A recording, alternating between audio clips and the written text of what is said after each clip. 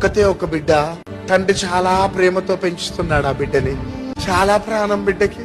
అయితే బిడ్డ వచ్చి తండ్రితో అంటుంది, డాడీ ఒక 2 months అయితే నా బర్త్డే వస్తుంది డాడీ,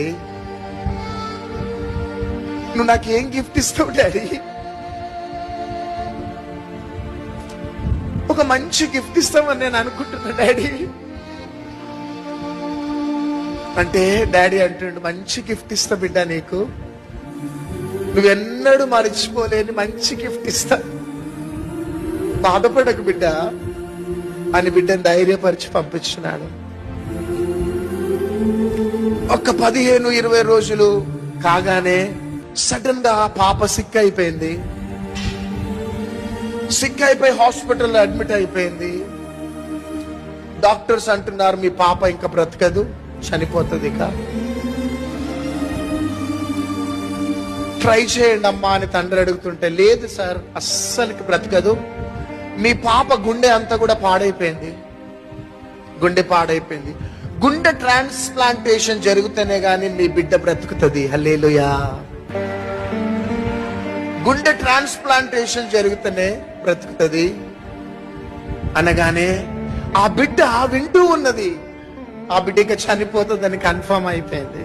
చివరికి డాక్టర్ వెళ్ళిపోగానే డాడీ దగ్గరికి వచ్చి అంటుంది, డాడీ నేను ఇక చనిపోతున్నా డాడీ, నా బర్త్డే రాకముందే నేను చనిపోతున్నా డాడీ, ఇక నేను నిన్ను చూడ డాడీ, ఇక బాయ్ బాయ్ డాడీ అంటుంటే డాడీ అంటున్నాడు, లేదు బిడ్డ, నీవు బ్రతుకుతావు, నీ బర్త్డే జరుపుకుంటావు, నువ్వు బ్రతుకుతావు, నీ బర్త్డే జరుపుకుంటావు, ఆ బర్త్డే రోజు డాడీ నీకు ఇచ్చే గిఫ్ట్ కూడా నువ్వు తీసుకుంటావు. ఎందుకు డాడీ అంత కన్ఫర్మ్ గా చెప్తున్నావు అంటే, అవును బిడ్డ నువ్వు బ్రతుకుతావు బిడ్డ, నా బంగారు బిడ్డ అని బుద్ధించి వెళ్ళిపోయాడు. చివరికి ఒక 1-10 రోజుల తర్వాత నా బర్త్డే వచ్చింది. బర్త్డేకి ముందే డిశ్చార్జ్ అయిపోయి ఇంటికి వచ్చేసింది.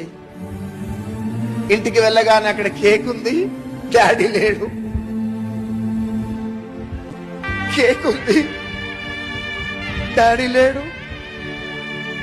ఎక్కడున్నా డాడీ అని వెతుకుతుంటే అక్కడ ఒక లెటర్ ఉంది.